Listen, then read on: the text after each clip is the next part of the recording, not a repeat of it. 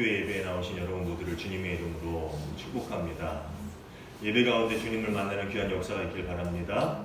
말씀을 통해서 여러분의 삶이 변화받는 귀한 일들이 여러분 삶 가운데 일어나기를 원합니다. 우리 계속해서 마가복음의 말씀을 보고 있는데, 이 마가복음을, 특히 복음서를 보면은 예수님이 오셨을 당시 예수님의 모든 행동들, 그 모든 행적들이 많은 이슈가 되었던 것 같습니다.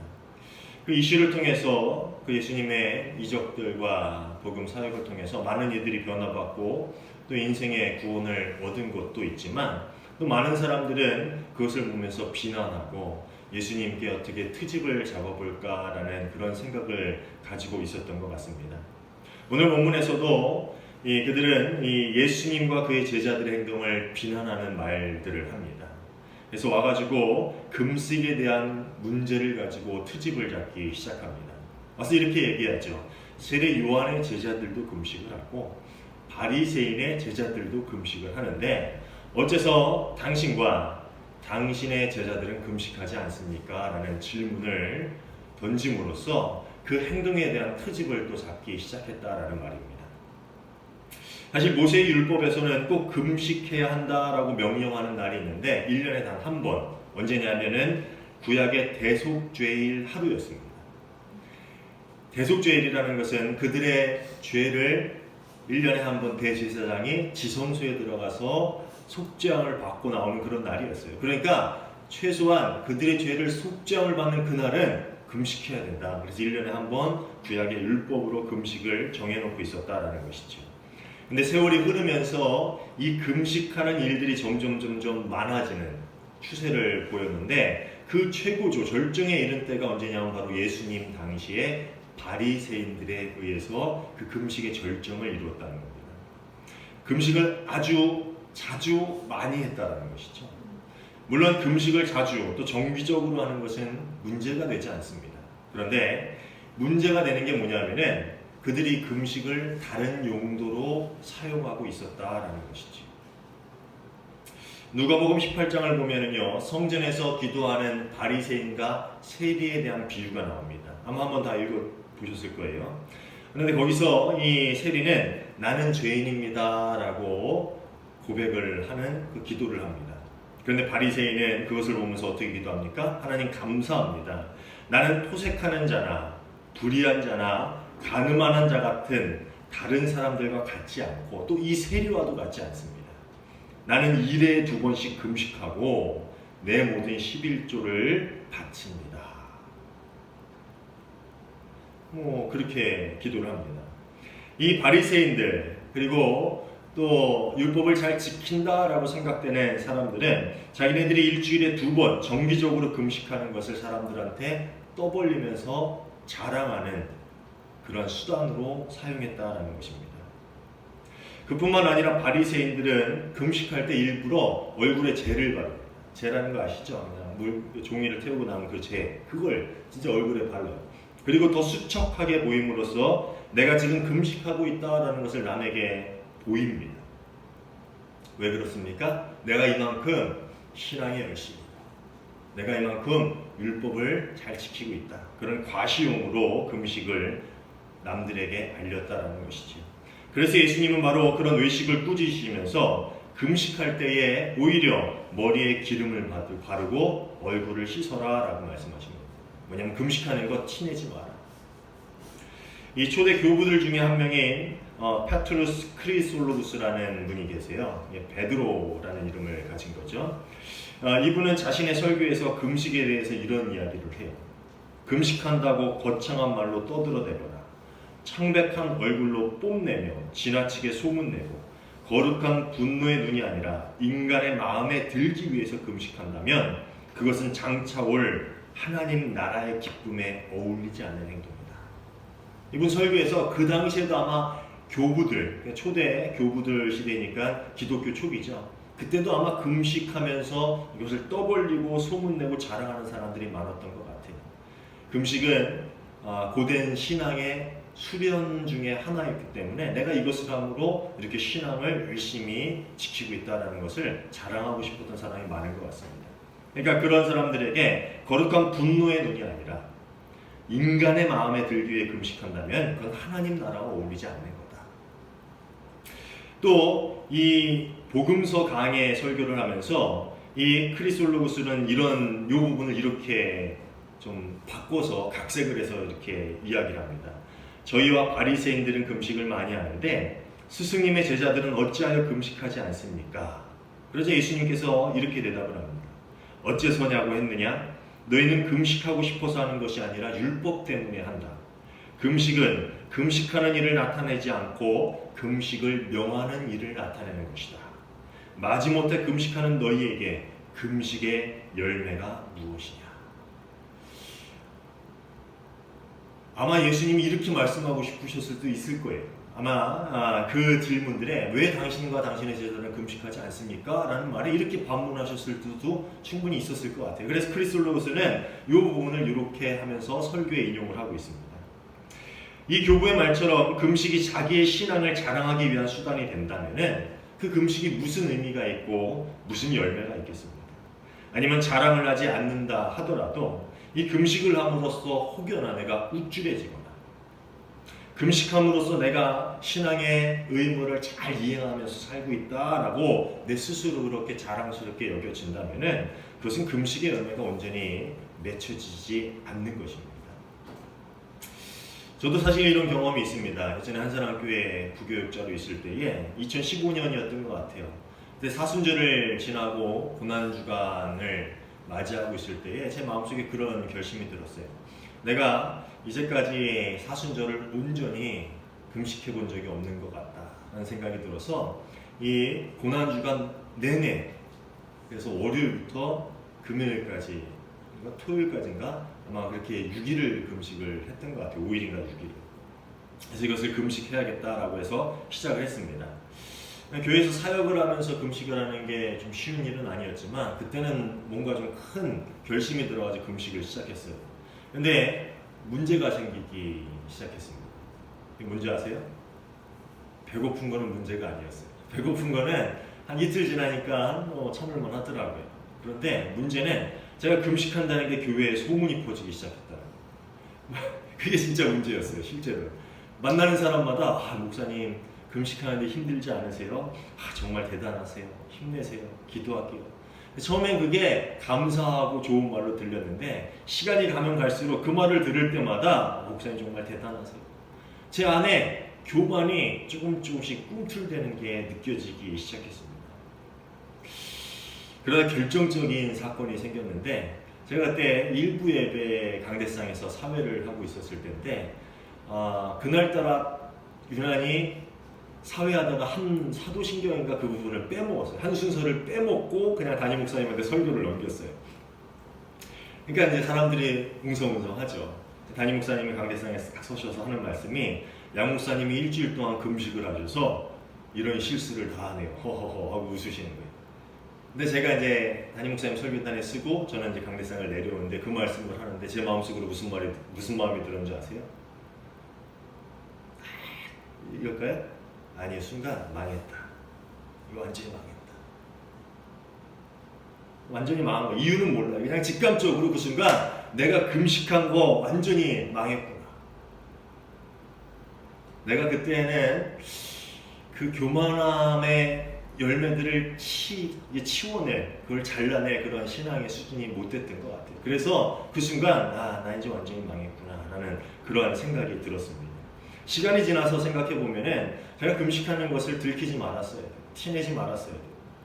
사실 티를 내려고 한 건 아닌데 어떻게 다 티가 났어요. 그런데 만일 중간에 티가 나서 들켰다면은 차라리 금식을 깨는 게 나을 뻔했겠다.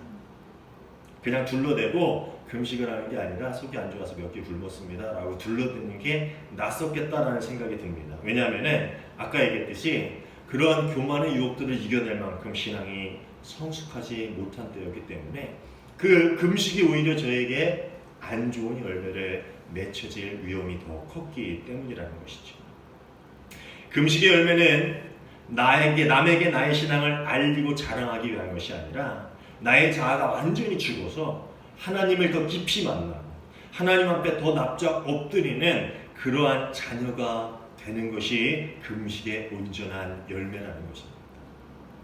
사실 이스라엘에서 금식의 날은 이 민족의 역사에서 가슴 아픈 사건을 기념하는 그러한 날이었습니다. 기억하는 날이죠. 특별히 주전 587년경에 바벨론에 의해서 성전이 완전히 무너졌잖아요.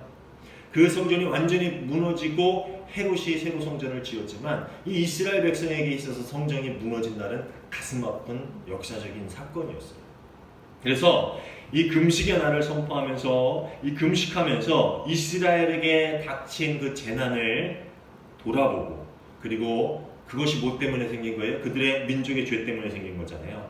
회개함으로 자신을 낮추고 하나님의 자비를 구하는 신앙의 방법 중에 하나로 그 당시 금식이 행해졌다라는 것입니다. 그런데 바리새인들을 비롯해서 많은 유대인들이 금식을 이런 의미보다는 자신의 신앙을 과시하는 수단으로 이용이 되고 있었다라는 것입니다.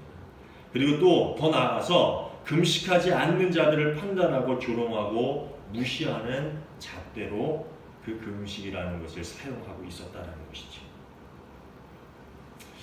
또 금식은 이 바리새인들과 사두개인 뿐만 아니라 에센파, 열혈당원, 많은 기독교 그 당시에 이제 종교 분파가 있었죠. 유대교에도 많은 분파가 있었어요. 다양한 분파가 집단에서 공통적으로 어떤 의미를 가지고 있었냐면 기다림의 표시였습니다. 아직 임하지 않는 하나님의 나라. 그래서 하나님의 나라가 아직 임하지 않은 현재를 슬퍼하면서 우리가 하나님의 나라를 기다립니다라는 표시로 금식을 행하고 있었다라는 것입니다.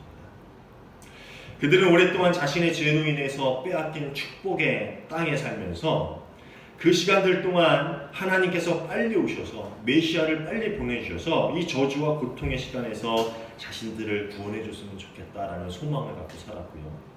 그 아직 오지 않은 구원의 때를 기다리고 있다라는 그런 표시로 금식을 행하고 있었다라는 것입니다. 그래서 이 바리새인은 물론이고 요한의 제자들까지 와서 예수님께 이것을 따지고 있는 거예요. 당신은 메시아가 올 그때를 기다리고 있지 않습니까? 어찌 그날을 소망하고 살아가지 않습니까? 참 웃긴 거지요. 당신과 당신의 제자들은 하나님의 나라를 기다리지 않습니까? 라는 질문을 하고 있다는 거예요. 하나님의 나라가 선포되었다. 하나님의 나라가 시작되었다. 회개하고 하나님 나라를 받아들여라. 누가 선포한 말입니까? 예수 그리스도께서 이 세상에 오신 사역의 핵심이 그거예요. 근데 그 사역을 하시고 그 선포를 많은 사람들에게 이미 전하고 이적을 통해서 그것을 증거했음에도 불구하고 와서 따지는 거예요. 당신은 메시아를 기다리지 않습니까? 아이러니하지 않습니까? 이들은 이 어리석은 질문과 트집을 그렇게 던지고 있는데 예수님께서는 이 질문에 혼인잔치의 비유를 들어서 대답해 주십니다. 19절입니다. 제가 세 번역으로 읽어드릴 테니까 한번 들어보세요. 혼인잔치에 온 손님들이 신랑과 함께 있는 동안에 금식할 수 있느냐? 신랑을 자기 곁에 두고 있는 동안에는 금식할 수 없다. 이 19절에는 사실 엄청난 이야기를 하고 있는 겁니다. 우리야 성경을 통해서 삼위일체 하나님을 신앙의 초기 때부터 배우잖아요. 근데 이 당시엔 그런 사상이 없었던 당시예요. 그런데 이 비유를 통해서 무슨 말을 하고 있냐면은 이 혼인잔치라는 것은 그들이 그토록 기다려온 구원의 때를 의미하는 것이었습니다. 당시 혼인잔치는 사실 구약 성경에서도 하나님의 때를 암시하는 게 많이 있었기 때문에 하나님의 구원의 때를 혼인잔치에 비유하는 그러한 일들이 많았어요. 그래서 혼인잔치에 신랑이 함께 있다라는 이야기를 하고 있는 거예요. 근데 이 혼인잔치의 주인공인 신랑은 구원의 때의 주인공인 하나님을 이야기하는 거예요. 유대교에서 이 메시아를 신랑에 비유한 그러한 문학이나 그러한 구절은 없어요. 신랑은 하나님에게 비유가 됐죠. 이사야 61장 10절을 보면 이런 비유가 나옵니다. 신랑에게 제사장의 관을 씌우듯이 신부를 폐물로 단장시키듯이 주께서 나에게 구원의 옷을 입혀주시고 의의 겉옷을 둘러주셨으니 내가 주 안에서 크게 기뻐하며 내 영혼이 하나님 안에서 즐거워할 것이다. 여기서 신랑이 누구예요? 하나님이죠. 신부는 누굽니까? 이스라엘이에요. 그러니까 유대교 역사에서 또 구약에서 유대교 많은 문학에서 혼인잔치는 하나님이 오시는 구원의 때고 혼인잔치의 신랑은 누구냐면은 하나님 자신이라는 거예요. 그러니까 예수님이 하신 이 19절의 말씀은 지금 금식하지 않고 음식을 먹고 마시는 것은 잔치, 즉 구원의 때가 시작되었기 때문인데 그 잔치의 주인공인 신랑, 즉 하나님 자신이 이 자리에 와 계시다라는 말씀인 거예요. 이 말은 하나님께서 예수님 안에 현존하신다. 내가 즉 하나님이다라고 말씀하고 계신 이야기입니다. 그래서 우리는 그냥 읽고 넘길 수 있지만 사실 그 당시에는 엄청난 좀 충격적인 그러한 말씀이었다는 것이죠. 여튼 예수님께서 하시는 말씀의 요지는 너희가 그토록 기다려왔던 하나님의 나라, 하나님의 구원의 때가 이미 시작되었다. 그러니 이제는 기뻐하고 즐거워해야 할 때였다. 즐거워해야 할 때다라는 그런 이야기를 하고 계시다는 것이죠. 근데 참 희한하게도 이 놀라운 말씀에 대해서 또 새로운 가르침에 대해서 그들이 어떻게 반응했는지는 나와 있지 않아요. 왜 그랬을까요? 아마 그들은 이 말의 참뜻을 듣지 못했던 것 같습니다. 깨닫지 못했던 것 같아요. 이것을 가르쳐 소기의 경읽기라고 말하는 것 같아요. 제가 이 말씀을 묵상하면서 사실 소기의 경읽기보다는 어떻게 보면 오늘의 상황과 잘 맞는 속담일 것 같다라고 떠오른 게 있어요. 그게 바로 오늘 설교의 제목인데 돼지목의 진주목걸이다라는 그런 속담이 문득 떠올랐습니다. 여러분 이 속담의 뜻을 알고 계십니까? 돼지목의 진주목걸이 뜻 알고 있어요? 알아요? 보통 이것을 잘못 알고 있는 사람들도 있어요. 남을 놀릴 때 무슨 멋있는 옷을 입었어요. 근데 그 사람이 별로라고 놀릴 때 뭐라 그래요? 야, 그 옷 너한테 안 어울려. 돼지목의 진주목걸이다. 이렇게 하는데 사실 그 뜻은 아니에요. 이 속담의 참뜻은 값어치를 모르는 사람에겐 보물이 아무 소용이 없다라는 그 뜻을 가지고 있는 속담이라고 합니다. 근데 성경에도요. 이 속담하고 아주 비슷한 구절이 나옵니다. 마태복음 7장 6절인데요. 거룩한 것을 계획해 주지 말고 너희의 진주를 돼지 앞에 던지지 말아라. 그것들이 발로 그것을 짓밟고 되돌아서서 너희를 물어뜯을지도 모른다. 뭐예요? 돼지에게 진주를 주면은 그걸 짓밟는 거예요. 그게 가치 있는 줄 모르기 때문에 먹을 게 아니라고 해서 그걸 짓밟고 먹을 거 주지 않았다고 돌아서서 너희를 물어뜯을지도 모른다라고 말이죠. 성경에서 이야기하는 이 속담의 의미와 이 부분이 속담의 의미와 같은 그런 의미입니다. 아무리 가치가 귀한 것이라고 해도 그 가치를 모르는 사람에게는 그것이 아무 의미가 없다라는 얘기죠. 사실 율법은 이스라엘 하나님의 백성을 거룩한 삶으로 살게 하려는, 이끌어 주려는 하나님의 선물이었습니다. 즉 거룩한 하나님의 백성답게 살려면은 너희가 이것을 지켜야 한다라고 주어진 게 율법이었다는 것입니다. 다른 많은 이방 민족들과 그들을 구별되게 하는 기준선, 구분선의 목적을 가지고 율법이 그들에게 주어졌다라는 겁니다. 율법의 의미를 아시겠어요, 이제? 그런 면에서 보면은 이 율법은 의무와 구속의 짐이 아니라 하나님의 은혜의 선물인 것입니다. 그런데 그들은 이 율법을 자신의 뜻대로 해석하거나 왜곡했어요. 그래서 자신의 편한 대로 이 율법을 이용해 먹었다라는 것입니다. 여러분 잘 알고 있는 성경의 예가 고르반이라고 들어보셨죠? 이 부모님을 공경하라라는 율법이 있어요. 그게 10계명 중에 나오는 가장 중요한 10계명 중에 하나죠. 근데 그 율법을 피하고 싶은데 그 율법을 어기면 안 되니까 자신의 모든 것을 하나님께 드린 바 되었다라는 의미에서 고르반이라는 것을 만들어내가지고 하나님의 명령을 피해갔다는 것이죠.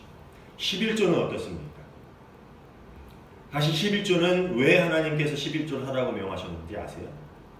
성경을 보면요, 이 하나님의 일을 전적으로 감당하는 지파가 있는데 레위 지파였습니다. 나머지 모든 지파들에겐 땅을 줬죠. 땅을 줘서 그 땅에서 경작하거나 목축을 함으로 자신들이 먹고 살 수 있도록 만들어줬어요. 그런데 레위 지파는 땅을 주지 않았습니다. 레위 지파는 전적으로 하나님을 섬기는 일만 감당했어요. 그래서 나머지 지파들이 자신의 것들 중 소득의 10분의 1을 모아서 나눠서 그 레위 지파가 먹고 살아갈 수 있도록 도와준 거예요. 율법이라기보다는 모든 하나님의 백성이 부족함 없이 공동적으로 이 부족함 없이 살게 하시려는 하나님의 배려라고 하는 것이 더 옳을 것입니다. 율법이 아니라 하나님의 배려라는 표현이 더 맞다는 것이죠. 그런데 이를 할 수 없을 만큼 어렵게 살아가는 하나님의 백성들이 예수님이 살아가던 당시에 있었습니다. 우리 지난주에 봤죠. 근데 뭐라 그래요? 이 사람들은 이 율법이 아닌 하나님의 배려라는 도구를 가지고 그 사람들을 니네는 11조 하지 못하니까 11조 하지 않으니까 쓰레기들이야. 그들을 멸시하는 도구로 이 하나님의 배려의 선물들을 이용했다라는 것이죠.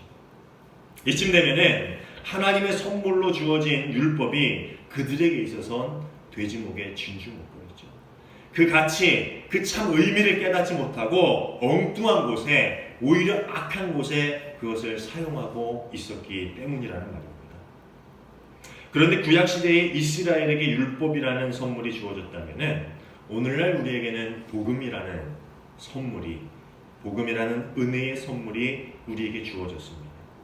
복음을 요약하자면 여러분 마가복음 하면서 많이 들어서 알겠지만 하나님의 나라가 시작되었다. 그렇죠? 그게 복음이에요. 회개하고 하나님의 다스림 안으로 들어와라. 이게 복음이에요. 더 추가를 하면은 예수님께서 너희의 죄를 사하셨다. 이 부분은 아직 나가지 않았지만 그 뒤까지 보면 전체적인 복음의 내용이 그거죠. 예수 그리스도께서 우리의 죄를 사하셨다. 그것을 믿고 하나님의 다스림 안에 사는 사람은 천국의 백성이 될 것이다. 이것이 복음의 핵심이라는 것입니다. 복음은 우리의 노력이 아니라 은혜의 선물로 우리에게 주어진 것입니다. 그리고 우리는 그리스도를 통하여서 하나님의 다스림 가운데 살아갈 수 있는 그런 백성, 하나님의 백성이 되었다라는 겁니다. 그런데 이 삶이 만만치가 않아요. 왜냐하면 이제까지의 모든 사고와 모든 가치와 이제까지의 모든 삶의 방향과 기준이 모두 바뀌어야 하는데 여전히 내 삶은 뭐가 이끌어갑니까? 이제까지의 관성들, 세상이 나를 이끌어가는 그런 관성들에 의해서 여전히 살던 그곳으로 이끌어가는 그러한 끌려가기 때문에 이 새로운 삶을 산다는 것이 만만치 않다라는 것이죠.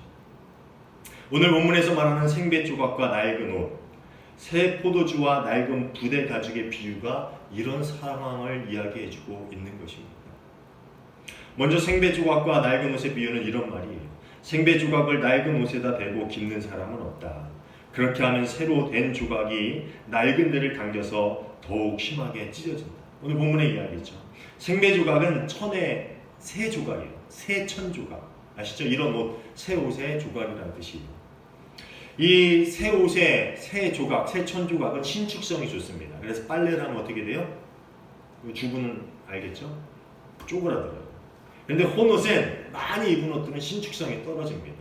쉽게 얘기하면 새천 조각을 혼옷에 대고 구멍을 메꾸기 위해서 기우면은 이게 쪼그라들면서 다른 데가 찢어지게 되는 거죠. 더 큰 구멍이 생기는 거죠. 그래서 이 새천 조각도 그리고 혼옷도 모두 쓸모없게 된다는 겁니다.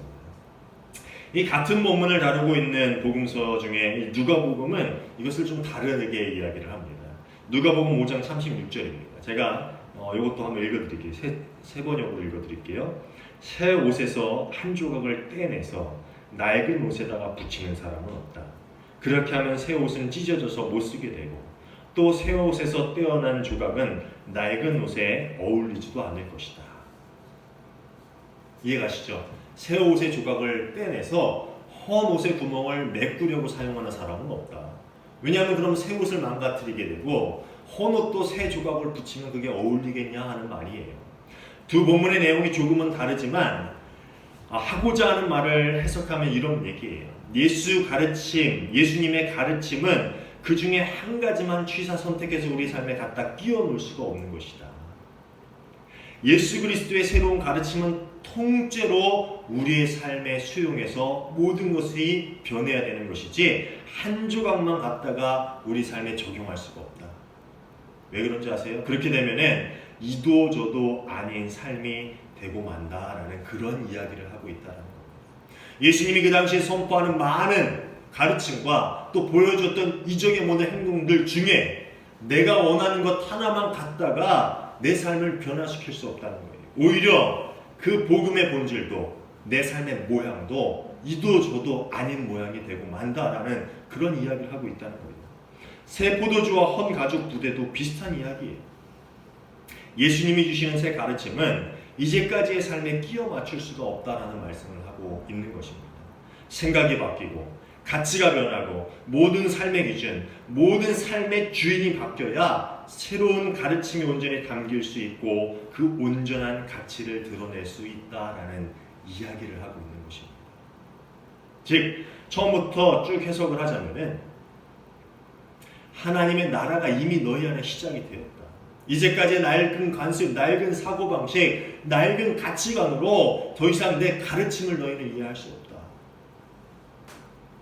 내 가르침, 하나님 나라의 복음이 온전히 너희 안에서 가치를 발휘하려면 너희의 삶이 새 옷이 되어야 되고 새 포도주를 담을 수 있는 새 가죽 부대가 되어야 한다. 그런 이야기를 하고 있다는 거예요. 새 것은 낡은 것과 서로 섞일 수가 없습니다. 그 둘은 합쳐질 수가 없습니다. 왜냐하면 그 둘이 서로 훼손되기 때문이라는 말입니다. 지금부터 좀 불편한 얘기를 할 수도 있을 텐데 마음 상하지 않길 바랍니다. 저는 이 땅을 살아가는 많은 사람들 중에 가장 불쌍한 사람들이 누굴까라는 생각을 하면요, 주저하지 않고 늘 그렇게 대답을 해왔습니다. 세상 중 사람 중에 가장 불쌍한 사람이 누굽니까? 예수를 믿지 않는 사람일까요? 그거보다 더 불쌍한 사람들이 있어요. 믿음 없는 그리스도인입니다. 가장 불쌍해요. 그리스도인이라 여기지만 믿음이 그 안에 없는 그리스도인, 가장 불쌍합니다. 믿음이 없으면서 그리스도인이란 이름으로 살아가다 보면은 하나님 나라의 복음의 기쁨도 그 삶에 누리지 못하고 세상의 즐거움도 온전히 누리지 못하면서 살게 됩니다. 제 말이 좀 과한가요? 근데 오늘의 비유가 그런 이야기를 하고 있는 거예요.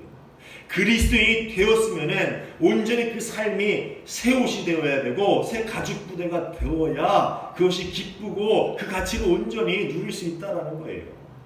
가죽 부대에, 낡은 가죽 부대에 새 가르침 하나만 끼워넣는다면은 그 가르침도 가치를 잃게 되고 뭐예요? 그 가죽 부대도 결국 찢어져서 쓸모없다게 된다.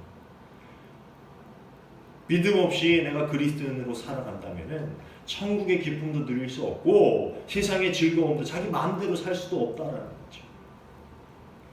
죄송한 이야기지만 그리스도인이라는 이름을 가지고 세상을 살아가는 사람들 중에 믿음이 전혀 없는 이들의 삶으로 인해서 오늘날 복음은, 오늘날 교회는 많은 사람들에게 오해되어지고 말았습니다. 제 말이 틀립니까? 맞죠? 반대로 믿음이 없으면서 그리스도의 가르침을 버리지 못하는 사람들은 그 삶이 얼마나 괴롭겠습니까? 내가 교회는 나가는데 예수 그리스도의 가르침을 온전히 전부 다 받아들여서 그 가르침대로 살지 못하는 사람들, 괴롭겠죠. 저는 그렇게 생각을 해요. 더 이상 옛자리, 옛 사고방식을 가지고 살아간다면 여전히 세상의 모든 가치 기준이 변하지 않고 여전히 나의 자아가 내 삶의 주인이 되어서 그렇게 살아간다면 예수 그리스도의 복음은 돼지목의 진주 목걸이가 되고 만다는 것입니다. 사랑하는 여러분, 하나님 나라의 복음이 우리에게 들리는 순간 우리는 새로운 삶으로의 초대를 받은 것입니다. 예수님의 잔치 자리로 초대를 받은 것이지요. 그 순간이 우리에게 주어진 터닝 포인트.